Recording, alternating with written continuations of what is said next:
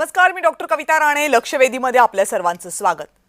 एका मराठी माणसाच्या पुस्तकानं देशाची संसद 4 दिवस ठप्प आहे. भारताच्या सर्वोच्च सदनामध्ये संसदेमध्ये गेले 4 दिवस जे काही सुरू आहे ना ते फक्त ऐतिहासिक आहे. 140 कोटी भारतीयांसाठी निर्णय घेणारी संसद प्रचंड गोंधळात आहे. कारण विरोधकांना नेमकं हवंय काय ते त्यांनाच माहित नाही आणि सत्ताधारी नेमकं टाळतात काय ते त्यांनाच कळत नाहीये. मुद्दा आहे एका पुस्तकाचा जे अजूनही प्रकाशितच झालेलं नाही. पुस्तकाचं नाव आहे 4 स्टार्स ऑफ डेस्टिनी. इंग्रजीमध्ये हे पुस्तक लिहिलंय एका मराठमोळ्या व्यक्तीनं ज्यांनी महाराष्ट्राची शान वाढवली आहे. नाव आहे जनरल मनोज मुकुंद नरवणे, देशाचे माजी लष्कर प्रमुख. डिसेंबर 2019 ते एप्रिल 2022 या काळामध्ये मनोज नरवणे देशाचे लष्कर प्रमुख होते. याच काळात भारत चीन तणाव तीव्र झाला. डोकलाम गलवान संघर्ष घडले. ऑगस्ट 2020 मध्ये 4 चीनी टँक सीमा पार करण्याच्या इराद्याने भारताकडे सरकू लागले. लष्कर प्रमुखांनी ही बाब दिल्लीला कळवली, पण सेनादल प्रमुख, संरक्षण मंत्री आणि पंतप्रधान यांनी 2 तास त्यांना काही उत्तरच दिलं नाही. टँक 100 मीटर अंतरावर आले, उत्तर आलं नाही. भारतीय सैन्य बंदुका सरसावून उभं होतं, ऑर्डरची वाट बघत होतं. शेवटच्या क्षणी पंतप्रधानांनी मेसेज दिला, तुम्हाला जे योग्य वाटतं ते करा. त्या क्षणी मला प्रचंड एकटं वाटत होतं असा अनुभव जनरल नरवणे यांनी आपल्या पुस्तकामध्ये लिहिलाय. शत्रू देशाच्या सीमेवर असताना देशाचं नेतृत्व हातावर हात ठेवून बसलं होतं. त्यांनी देशाच्या सुरक्षेशी खेळ केला अशा आशयाचे आरोप राहुल गांधी यांनी सोमवारी संसदेमध्ये केले. जनरल नरवणेंचं पुस्तक खरं तर 2024 साली प्रकाशकाकडे गेलं होतं. पुस्तकाच्या कॉपीज छापून झाल्या होत्या. पुस्तकाचे काही संक्षिप्त भागही प्रकाशित झाले होते. पण कोणत्याही लष्करी अधिकाऱ्याला आपलं पुस्तक प्रकाशित करायचं असेल तर संरक्षण मंत्रालयाची परवानगी घ्यावी लागते. जनरल नरवणेंचं पुस्तक विक्रीसाठी उपलब्ध होण्याच्या फक्त काही दिवस अगोदर संरक्षण मंत्रालयानं पुस्तक प्रकाशनासाठीची परवानगी नाकारली.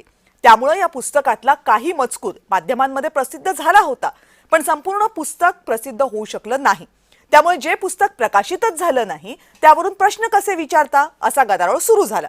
गदारोळ इतका वाढला की पंतप्रधान नरेंद्र मोदींना लोकसभेमध्ये बुधवारी आणि गुरुवारी भाषणही करता आलं नाही. पण या सगळ्यामध्ये गंमत ही आहे की हे पुस्तक प्रकाशन लांबल्यापासून नरवणेंनी इतक्या मुलाखती दिल्यात आणि भारत चीन संघर्षातल्या इतक्या बाबी सांगितल्यात की आता त्यापेक्षा वेगळं त्या पुस्तकामध्ये खरंच काही शिल्लक आहे का हा सवाल आहे. संसदेचं अर्थसंकल्पीय अधिवेशन सुरू झाल्यापासून गदारोळच सुरू आहे. 2020 मध्ये भारत चीन संघर्ष सुरू असताना तत्कालीन लष्कर प्रमुख मनोज नरवणे यांना मोदींनी वेळेत आदेश दिले नाहीत असा आरोप राहुल गांधी यांनी केला. कॅरेवन मासिकात नरवणेंच्या अप्रकाशित पुस्तकातला काही मजकूर छापलाय, त्याचा दाखला राहुल गांधींनी दिलाय. Tanks were within a few hundred meters of Indian positions on the Kailash range.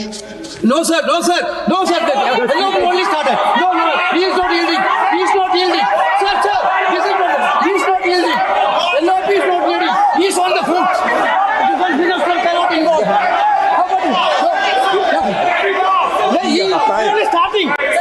क्या वह पुस्तक प्रकाशित हुई है जिसमें यह सब सारी बातें उन्होंने लिखी हैं? यदि प्रकाशित हुई है तब तो आप उसका उल्लेख करिए. नहीं प्रकाशित हुई है तो उल्लेख करने का कोई औचित्य नहीं है. यावरून सरकार आणि विरोधकांमध्ये प्रचंड खडाजंगी सुरू आहे. काँग्रेस लष्कराच्या क्षमतेवर प्रश्नचिन्ह उपस्थित करते असा आरोप सत्ताधाऱ्यांनी केला आणि काँग्रेसच्या खासदार प्रियांका गांधींनी तो खोडून काढला. Why don't you ask the government? Why don't you ask the government why the leader of opposition is not allowed to speak? Why don't no? Have you? I would like to know. Have you asked them? Have you asked Amit Shah ji? Have you asked the Prime Minister? सोमवारपासून आजपर्यंत अनेकदा लोकसभा तहकूब करण्यात आली. बुधवारी तर एक नवीनच दावा समोर आला. काँग्रेसच्या महिला खासदार मोदींना घेराव घालण्याच्या तयारीत होत्या असा दावा करण्यात आला. प्रियांका गांधींनी तोही दावा खोडला. It is an absolute lie. There is no question of anybody raising any hands on the Prime Minister, trying to hurt him or any such thing. There is no question. So it is absolutely wrong. या सगळ्या गदारोळात राष्ट्रपतींच्या अभिभाषणावर पंतप्रधानांनी लोकसभेत उत्तर दिलं नाही. राज्यसभेत मात्र मोदींचं निवेदन पार पाडलं. पण त्यांचं भाषण सुरू झाल्यावर तिथंही विरोधकांनी प्रचंड घोषणाबाजी केली. आदरणीय सभापति जी,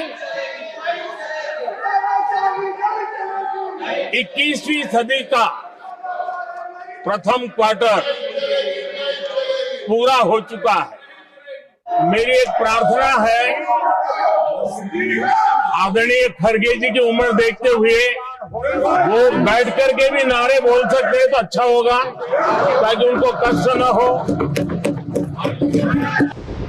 संसद ही जनतेच्या ज्वलंत प्रश्नांवर चर्चा करण्यासाठी, नवे कायदे बनवण्यासाठी असते. अधिवेशन सुरळीत पार पाडण्यासाठी सत्ताधारी आणि विरोधकांमध्ये संवादही आवश्यक असतो. पण गेल्या अनेक वर्षांपासून नेमका हा संवादच होताना दिसत नाहीये.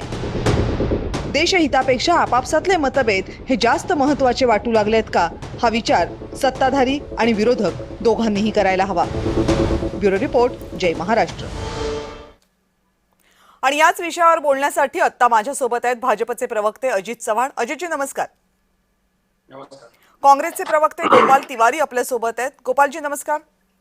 नमस्कार. आणि राजकीय विश्लेषक प्रवीण पुरो आपल्यासोबत आहेत. प्रवीण सर नमस्कार. नमस्कार. गोपाल तिवारीजी, पहिला प्रश्न अर्थात तुम्हाला विचारायला पाहिजे.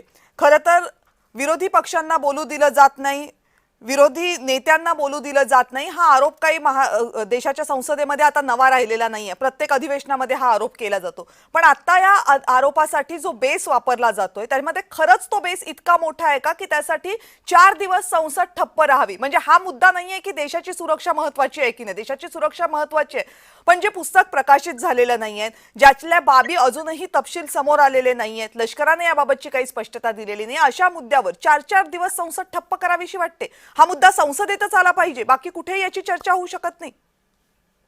कविताजी, आपण म्हणता ते बरोबर. ज्वलंत लोकशाहीमध्ये संसदेचं चर्चा ही महत्वाची आहे आणि लोकशाहीला ती पूरक आहे. आता ह्या सगळ्या ह्याच्यात गेल्या 10 वर्षात जर आपण पाहिलं तर 14 ते 24 हा काळ मोदी सरकारचा संसदेतला अनुभव, सगळ्या गोष्टी पाहून देशातील जनतेनं म्हणजे अगदी वेळोवेळी सत्ताधारी पक्षाने ईडी, सीबीआय, निवडणूक आयोग ह्या सगळ्या गोष्टी जरी पकडल्या तरी देखील 100% जागा जास्त दिलेल्या आहेत काँग्रेसच्या. ज्या 52 होत्या त्या 102 केलेल्या आहेत आणि भाजपच्या ह्या 30 ते 35% जागा कमी झालेल्या आहेत. आणि या ठिकाणी देशातील जनतेने संविधानिक लोकशाहीच्या अपेक्षित जे संख्याबळ असतं तेवढं काँग्रेसला दिल्यावर एक मजबूत विरोधी पक्ष या देशातील जनतेने राहुलजींच्या रूपानं काँग्रेसला दिलेलं आहे. आणि हे सगळं असताना जर आतापर्यंत काही बघितलं तर मणिपूरवरचा अत्याचार पासून त्या ठिकाणी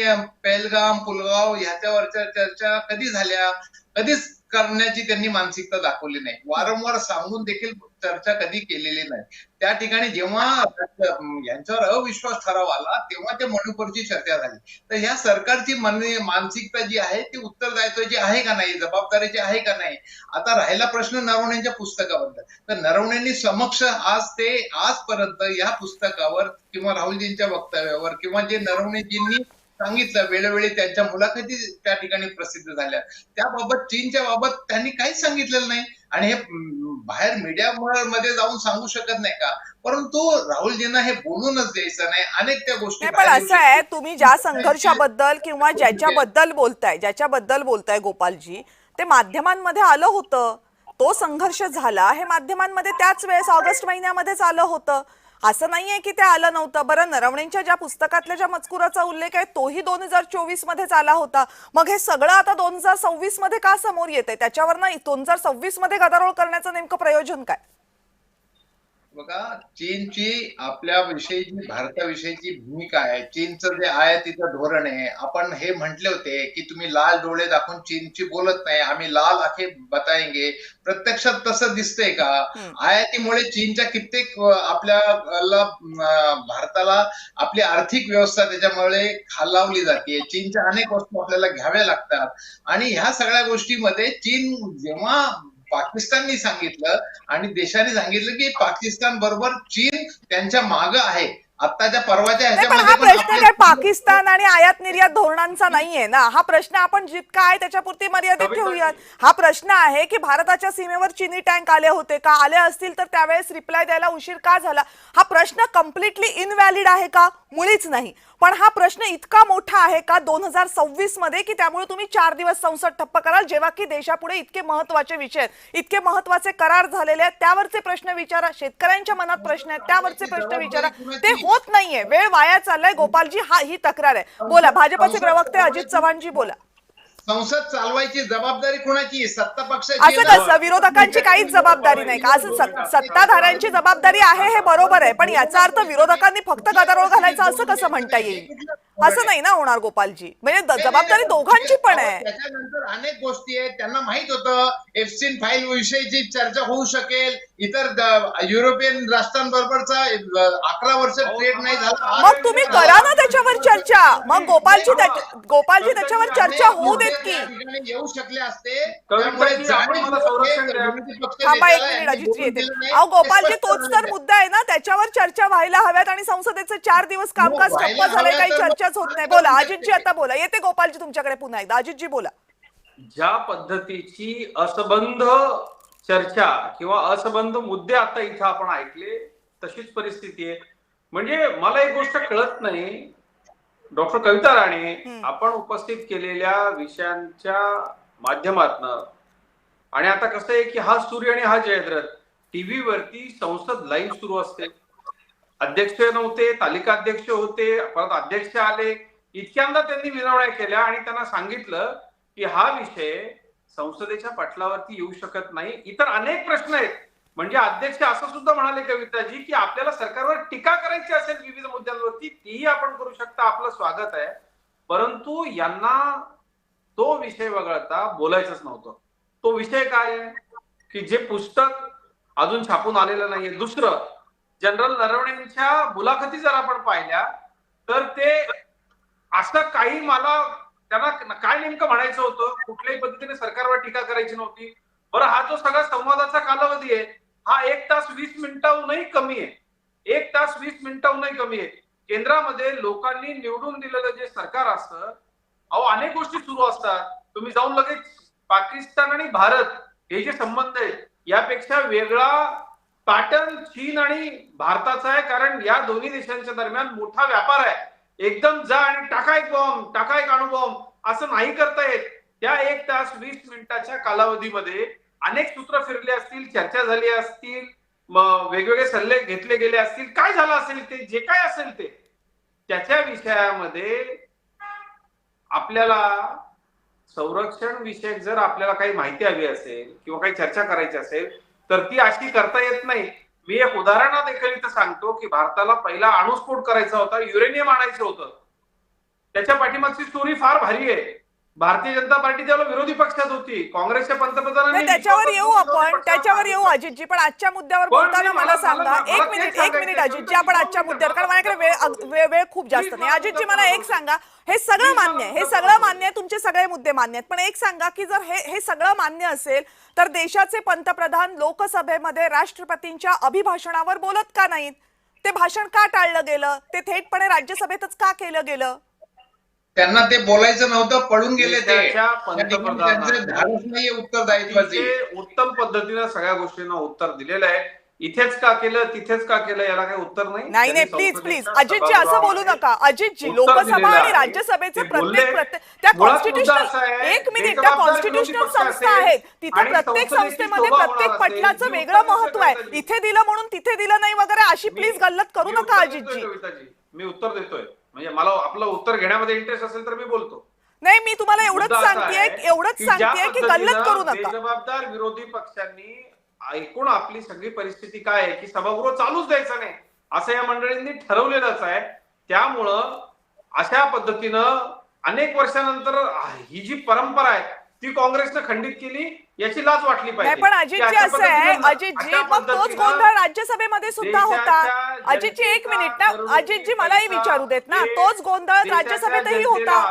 अजितजी एक सेकंड, प्रश्न ऐका, प्रश्न ऐका, तोच गोंधळ राज्यसभेतही होता. मग राज्यसभेमध्ये पंतप्रधानांचं भाषण होतं, लोकसभेमध्ये का नाही होत? मला आपल्याला इथे इतकंच स्पष्ट करायचं आहे की लोकसभेमध्ये ज्या पद्धतीनं विरोधी पक्षांनी बेजबाबदारपणे वागून राष्ट्रपतींच्या अभिभाषणाला सन्माननीय पंतप्रधानांच्या आभारानं जे उत्तर द्यायचं असतं, ही जी परंपरा आहे, ही परंपरा अत्यंत गोंधळामुळे, असंस्कृत वागण्यामुळं, असंस्कृत वागण्यामुळं खंडित केली. बरं, ठीक आहे. म्हणजे मग असं आहे का की राज्यसभेमध्ये विरोधक जे काही वागले ते बेशिस्त नव्हतं, ते शिस्तशीर होतं असं म्हणायचं का? मग निदान एक गोष्ट आपण लक्षात घेतली पाहिजे की या सगळ्या विषयामध्ये ज्या पद्धतीनं विरोधकांचं एकूण वागणं जे आहे त्याच्या संदर्भात आपण जे सगळे प्रश्न उपस्थित केलेले आहेत डॉक्टर कविताजी, त्याचं उत्तर काहीच नाही ना विरोधकांकडे. आम्ही असं का विरोधकांना पण करतोय? प्रश्न फक्त विरोधकांना नाही आहेत ना अजितजी, प्रश्न फक्त विरोधकांना नाही आहेत, प्रश्न सत्ताधाऱ्यांना पण आहे. जसं विरोधकांचा कायम आरोप आहे की आम्हाला बोलू दिलं जात नाही, एखाद्या- तसं सत्ताधाऱ्यांवर कायम आरोप आहे की ते एखाद्या उत्तरं बेकार- टाळतात म्हणून. एखाद्या- त्याच्यासाठी मी येते तुमच्याकडे. त्या अगोदर आपण प्रवीण सरांकडे जाऊयात. प्रवीण सर, गेले 4 दिवस जे काही संसदेमध्ये चाललेलं आहे, एका पत्रकाराच्या नजरेतून काय अनालिसिस आहे तुमचं? नाही कविताजी, आपण एक जनरल नरवणेंनी काय पुस्तकात दिलं किंवा त्यांचं काय पुस्तक आहे याच्या संदर्भात थोडंसं आपण जर साईडला ठेवूया, बाजूला ठेवूया. हो, पण राज्यघटनेच्या कलम 105 अन्वये खासदार किंवा आमदारांना विशेष अधिकार असतात. ते भाषण स्वातंत्र्य प्रामुख्याने असतं. त्यांनी संसदेमध्ये, विधिमंडळामध्ये आपलं म्हणणं मांडलं पाहिजे. आणि जेव्हा हे सदस्य जेव्हा म्हणणं मांडतात तेव्हा ते काही जरी बोलले ते खरं मानून त्याची चौकशी करण्याची जबाबदारी सरकारची असते. बर. आणि आतापर्यंत आपल्याला माहिती असेल की यापूर्वी आतापर्यंत ज्या घटना घडल्या, राहुल गांधी तर विरोधी पक्ष नेते आहेत. विरोधी पक्ष नेत्याला असलेले अधिकार आपण कोणीही डावलू शकत नाही. जर संसद सदस्य किंवा आमदारांना जे अधिकार आहेत त्याच्याही कितीतरी अधिक अधिकार ते विरोधी पक्ष नेत्यांना आहेत. हो, जेव्हा विरोधी पक्ष नेता एखादा मुद्दा मांडतो आणि तोही संरक्षण दलाशी संबंधित मुद्दा जेव्हा मांडतो तेव्हा विरोधी पक्ष नेत्याला खोटं पाडण्याची जबाबदारी ही संरक्षण मंत्रालयाची होती. संरक्षण मंत्र्यांनी हे जर काम लोकसभेमध्ये वेळेस केलं असतं, सरकारने जर केलं असतं तर राहुल गांधी यांना अगदी उघडं पाडता आलं असतं. बरोबर. सरकारने ती जबाबदारी का नाही केली? कारण सरकारची जबाबदारी होती, त्याने ते करायला पाहिजे होतं. सरकार योग्य ठिकाणी आहे. मोदीने जे ऐकलं होतं, मोदीने जे काही चांगले आदेश दिले, योग्य आदेश दिले, ते सांगायला पाहिजे होतं. ते सांगितलं असतं तर राहुल गांधी एक्सपोज झाले असते. भारतीय जनता पक्षाने त्या सरकारची जी जबाबदारी होती, आज जबाबदारीपासून पळण्याचा हा प्रकार आहे. राहुल गांधींना कोणी आपण त्यांची बाजू नको घेऊया, पण संसदीय लोकशाहीमध्ये विरोधी असो की सत्ताधारी असो, आमदारांचं म्हणणं तुम्ही ऐकलं पाहिजे, खासदारांचं म्हणणं ऐकलं पाहिजे. ते जे काय सांगतात ते खरं मानून त्याची चौकशी केली पाहिजे. ही चौकशी करण्याच्या ऐवजी आपण काहीतरी त्यांना सांगतो हे पुस्तक आलं नाही, या पुस्तक छापलेलं नाही, छापण्याला काही अर्थ नाही. अशा पद्धतीने आपण काही नको ती उत्तरं द्यायची आणि मग विरोधी पक्षाच्या खासदारांनी बाहेर आल्यानंतर आपण त्यांच्यावर काय आरोप करायचे, हे काय फारसं योग्य दिसत नाही या सत्तेला. बरोबर आहे. ज्या संसदीय प्रथा परंपरांचा आधार सत्ताधाऱ्यांकडनं पण घेतला जातो, दाखले दिले जातात, त्या संसदीय परंपरांना जागलं सुद्धा पाहिजे. मग त्या संसदीय परंपरा काय फक्त सत्ताधाऱ्यांसाठी असतात अजितजी, विरोधकांसाठी नसतात? निश्चित संसदीय परंपरांचं अनुपालन करण्याची जबाबदारी ही सत्ताधाऱ्यांवरती सुद्धा तितकीच आहे. प्रवीणजी, आपण ज्या पद्धतीनं संसदीय नियमावलीचा दाखला दिला, अतिशय बरोबर आहे आपलं म्हणणं, अत्यंत बरोबर आहे. परंतु हे सगळं करत असताना याची जबाबदारी ज्या यंत्रणेकडे आहे त्या यंत्रणेच्या संपूर्ण व्यवस्थेतून एखादी गोष्ट जेव्हा जाईल, त्याची चौकशी होईल, त्याचा अहवाल येईल, ही सुद्धा एक संसदीय कार्यप्रणालीच आहे. ही तर आपण मान्य केली पाहिजे ना.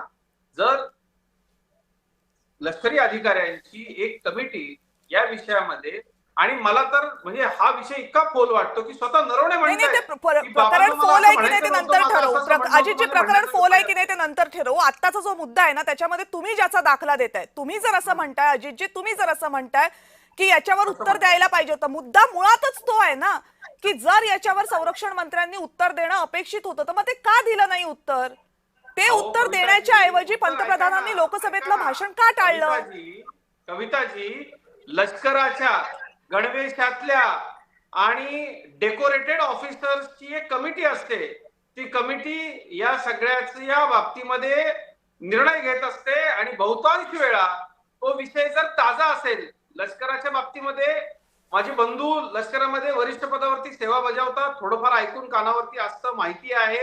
माझ्या घरामध्ये लष्करी सेवेची परंपरा आहे, त्यामुळे मी आपल्याला सांगतो, एखादा विषय जर ताजा असेल तो कुलिंग होईपर्यंत, त्या विषयाची आशय समाप्ती होईपर्यंत जर लष्करी कमिटीने ठरवलं तर त्या बाबतीमध्ये ते कुठलंही भाष्य करत नाहीत, कुठलाही निर्णय देत नाहीत आणि त्यांना कुठल्याही पद्धतीची अहो कोणी इथे ही लष्करानं जबरदस्ती मुद्दा इतर काही नाही हो, गोष्टी करू शकत संरक्षण मंत्री आणि लष्कर तुम्ही गल्लत करताय. अजितजी तुम्ही जरा गल्लत करताय. संरक्षण नाही, मंत्र्यांबद्दल मी नाही, विचारलं, नाही. तुम्ही लष्कराबद्दल बोलताय. उत्तर संरक्षण मंत्र्यांनी द्यायचं होतं, लष्कराने नाही. आपण संसदेबद्दल बोलतोय. एक मिनिट तुम्ही गल्लत करताय, विषय भरकटतोय. आपण गोपाळजींकडे जाऊया, त्यांना त्यांचे मुद्दे उपस्थित करू देत. गोपाळजी एक मिनिट. अजितजी खूप तुम्हाला दिला बराच वेळ, आता गोपाळजींना बोलू दे. अजितजी तुम्हाला वेळ दिला. गोपाळजी समितीकडे आहे हे बघा कविताजी, आपल्या माजी जनरल अजितजी प्लीज आता थांबा, त्यांना बोलू देत. अजितजी थांबा, त्यांना बोलू देत. गोपाळजी त्याच्यामध्ये मला सांगा. आज माध्यमांमध्ये पण हे स्टेटमेंट अधिकृत प्रसिद्ध झालंय. राहुल गांधी म्हणत होते की चिनी रणगाडे कैलास रेंज पर्यंत पोहोचल्यानंतर तत्कालीन लष्कर प्रमुख नरवणे यांनी संरक्षण मंत्री राजनाथ सिंग यांच्यासह परराष्ट्र मंत्री जयशंकर आणि राष्ट्रीय सुरक्षा दलाचे अजित डोवाल यांच्याशी संपर्क साधला, मात्र त्यांना उत्तर मिळाले नाही. राजनाथ सिंग यांच्याशी संपर्क साधल्यानंतर त्यांनी वरिष्ठांकडे विचारणा करणार असल्याचे सांगितले. म्हणजे संरक्षण परराष्ट्र मंत्री देखील निर्णय घेऊ शकत नव्हतं आणि त्याच्यानंतर त्यांनी सांगितलं वरिष्ठांना विचारा. तेव्हा नरवणेंनी जेव्हा पंतप्रधानांकडे विचारलं तर तेव्हा असं ते म्हटले नाही. ते एक काळ म्हणत होते लाल आग दिखाना चाहिए की तुम्ही तातडीने कारवाई करा, तुम्ही योग्य वाटेल ते कारवाई करा. हा जर प्रश्न 2 मिनिटाचा 5 मिनिटाचा संपला असता, त्याच्यानंतर तर 1 तास 1.5 तास पुढे राहुलजी काही अनेक इतर विषय मांडू शकले असते आणि या विषयी जनरल एक मिनिट त्यांना बोलू देत. आता अजितजी त्यांना पूर्ण करू देत. मी तुम्हाला नंतर वेळ देते. त्यांना पूर्ण करू देत. अजितजी प्लीज त्यांना पूर्ण करू देत. तुम्ही बोलताना ते अजिबात मध्ये बोलले नाही. अजितजी तुम्ही बोलताना ते अजिबात मध्ये बोलले नाहीत. आता त्यांना बोलू देत. अजितजी याच्यानंतर मला विचार करावा लागेल. असं नाही होत की तुम्हाला बोलताना आम्ही पूर्ण वेळ द्यायचा, शांतपणे तुम्ही बोलायचं आणि त्यांना बोलू द्यायचं नाही. असं कसं होईल? गोपाळजी बोला तुम्ही. केवळ बोलायचे गोष्टी आहेत, मदर ऑफ डेमोक्रेसी वगैरे. हे जसे नेते तसे प्रवक्ते. यांना याच्यापासून पळ काढायचा आहे. गोपालजी हा फक्त आरोप प्रत्यारोपांचा मुद्दा नाही. आता मला एका प्रश्नाचं उत्तर द्या. या सगळ्यावर बोलताना गृहमंत्र्यांनी असं म्हटलं, केंद्रीय गृहमंत्र्यांनी, की जर हा विषय काढायचा होता तर मग राहुल गांधींनी 24 तास अगोदर सदनाला याची कल्पना द्यायला हवी होती. जर ती दिली असती तर त्यानुसार या विषयावर चर्चा करता आली असती. तो मार्ग राहुल गांधी यांनी का नाही अवलंबवला, काँग्रेसनं का नाही अवलंबवला आणि त्याच्याऐवजी राष्ट्रपतींच्या अभिभाषणावरच्या चर्चेमध्ये हा मुद्दा का आला? कविताजी, विनम्रपणे आपल्या निदर्शनास आणू शकतो. रेकॉर्डवर आहेत या सगळ्या गोष्टी. पुलवामा, पहलगाम, चीनची घुसखोरी, नोटबंदी, या सगळ्या प्रश्नांवर अनेक वेळा चर्चेची मागणी केलेली आहे. देश काय इतका मूर्ख नाही की हे सगळं विसरलेलं आहे. या सगळ्या गोष्टी रेकॉर्डवर आहेत. कुठली यांनी चर्चेची विनंती स्वीकारली आणि कुठल्या गोष्टीवर चर्चा केली आजपर्यंत सांगा बघू मला. 10 वर्ष सांगा ना की कुठल्या ह्या गोष्टीवर चर्चा यांनी घडून आणली. अहो, सत्ताधाऱ्यांना उत्तरदायित्व आणि जबाबदारीपासून पळ काढायचा आहे. ह्या सगळ्या स्पष्ट गोष्टी आहेत. यांना लोकांचं वय दिसतं, खरगेचं वय दिसतं, निवृत्तीचं लालकृष्ण अडवाणींचं वय दिसतं 75, दुसऱ्यांची वय काढतात आणि ह्या नेत्याला स्वतःचं वय दिसत नाही का? 75 झाली तर निवृत्त व्हावं ना यांनी. अडवाणींना पंतप्रधान करणं ज्यांचा नैतिक अधिकार होता पंतप्रधान. तो काय आजचा आपला विषय नाही. ठीक आहे, तो काय आजचा विषय नाहीये, त्याच्यावर नको. प्रवीण सर आता शेवटचा मुद्दा तुमच्यासाठी. मला फक्त थोडक्यात सांगा प्रवीण सर, की आता याच्यात ना हा जो डेडलॉक तयार झालाय याच्यात ना उत्तर कसं निघणार? प्रवीण सर, कसं आहे कविताजी, एक म्हणजे कसं आहे प्लीज. नाही कविताजी, कसं आहे 1980 ला स्वीडन करून घेतलेला बोफोर्स तोफांच्या संदर्भात वाद आपल्या संसदेमध्ये आला होता. जवळपास 45 दिवस भारतीय जनता पक्षाने तिथलं संसदेचं कामकाज रोखलं होतं. याही परिस्थितीमध्ये जेव्हा हे प्रकरण इतक्या गंभीरपणे जे मांडलं गेलं की ज्याच्यातून नंतर काहीच बाहेर आलं नाही. म्हणजे ज्या राजीव गांधींच्यावर आपण आरोप करत होतो त्या आरोपांतून काहीही राजीव गांधींवरतून निष्पन्न झालं नाही. पण एक गोष्ट निश्चित झाली, ती त्यावेळेला 45 दिवस जेव्हा संसद चालली नाही त्यावेळेला संसदेने बहुमताने निर्णय घेतला की त्याची संयुक्त संसदीय समितीकडे त्याची चौकशी दिली. आत्ताच्या सत्ताधारी पक्षाने एवढे आरोप झाल्यानंतर किंवा विरोधी पक्ष नेत्याने जेव्हा आरोप केल्यानंतर आत्ताचे सत्ताधारी संसदीय ही जी चौकशी समिती, संयुक्त संसदीय समिती का नेमत नाही, जेपीसी त्यांनी करून स्पष्ट केलं पाहिजे. दूध का दूध, पाणी का पाणी दाखवण्याची जबाबदारी आहे माझी. मी अजितजींना सांगतो हे करायला पाहिजे. कारण म्हणजे सत्ताधारी म्हणून, सरकार म्हणून, आणि आता हे प्रकरण गंभीर आहे. म्हणजे नरवणेंनी काय आरोप केला हा प्रश्न वेगळाच आहे. पण चीन ज्या वेळेला आपल्याकडे घुसखोरी करतं, आपल्या सीमा ओलांडून आपल्याकडे येत असतं, त्यावेळेला अतिशय गंभीर प्रकरण असल्यामुळे हे प्रकरण संसदेच्या संयुक्त समितीकडे चौकशीला दिलं पाहिजे, अशी तमाम लोकांची मागणी आपण मांडली पाहिजे. जेव्हा देशाच्या सुरक्षेचा विषय असतो त्यावेळेस चर्चा गांभीर्यानं झाल्या पाहिजेत, यामध्ये काही वाद नाही. देशाच्या सुरक्षेसंदर्भातले काही मुद्दे असे असतात जे कधी कधी संसदेच्या पटलावर येऊ शकत नाही, याबद्दलही वाद नाही. पण आता संसदेच्या पटलावर जो मुद्दा आलाय तो मुद्दा एका लष्करी अधिकाऱ्यानं, ज्या लष्करी अधिकाऱ्यानं लष्कराचं सर्वोच्च नेतृत्व केलंय त्या अधिकाऱ्यानं मांडलाय. त्या अधिकाऱ्यानं निवृत्त झाल्यानंतर वर्षभरामध्ये मांडलाय आणि तो त्या कालावधीमधला आहे ज्या कालावधीमध्ये देश अत्यंत कठीण परिस्थितीतून जात होता. भारत आणि चीन संघर्षाचं टोक गाठलं गेलं होतं आणि यातनं काही उपाय निघेल की नाही असं वाटत असतानाच्या वेळचा हा मुद्दा आहे. त्यामुळे हा मुद्दा निश्चित महत्त्वाचा आहे. असं नाहीये की ते 2020-2022ला होऊन गेलं म्हणून आता आम्ही त्याचा विचार करणार नाही, त्याचा विचार आता नक्की व्हायला पाहिजे. पण यासाठी संसदेचं अधिवेशन हे वेठीस धरणं योग्य आहे का याचाही विचार व्हायला पाहिजे. तो विचार फक्त विरोधकांनी मागणी केली म्हणून विरोधकांनी करायचा असं नाही, तर सरकारनं सुद्धा केला पाहिजे. कारण सरकारला या प्रश्नावरचं उत्तर शोधण्याची जबाबदारी आहे. जर उत्तर दिल्यानं जर ते उत्तर तुम्हाला खुल्या संसदेमध्ये देता येत नसेल, बंद दरवाजांमध्ये द्या, पण याची शहानिशा झाली पाहिजे. जर विरोधी पक्ष काही प्रश्न विचारत असतील, ते प्रश्न देशाच्या सुरक्षेशी संबंधित असतील, तर त्या प्रश्नांची उत्तरं देशाला मिळाली पाहिजेत. सगळं सविस्तर सांगता येत नसेल तर किमान उत्तरं दिली पाहिजेत आणि ती या देशातल्या सर्वोच्च नेतृत्वाची जबाबदारी आहे. लोकसभेमध्ये जर पंतप्रधान इतका मोठा मुद्दा सुरू असताना जर भाषणासाठीच येणार नसतील तर मात्र सरकार काही लपवू पाहते का, सरकार प्रश्नांपासून पळ काढते का, असे प्रश्न उपस्थित होणार आणि ते जर झाले तर त्यात चूक काय. त्यामुळेच सरकारनं यावर आपली भूमिका स्पष्ट करणं गरजेचं आहे. आपण सगळेजण या चर्चेमध्ये सहभागी झालात त्याबद्दल सगळ्यांचे मनापासून आभार. लक्षवेधीमध्ये वेळ झाली इथेच थांबण्याची. पाहत रहा जय महाराष्ट्र.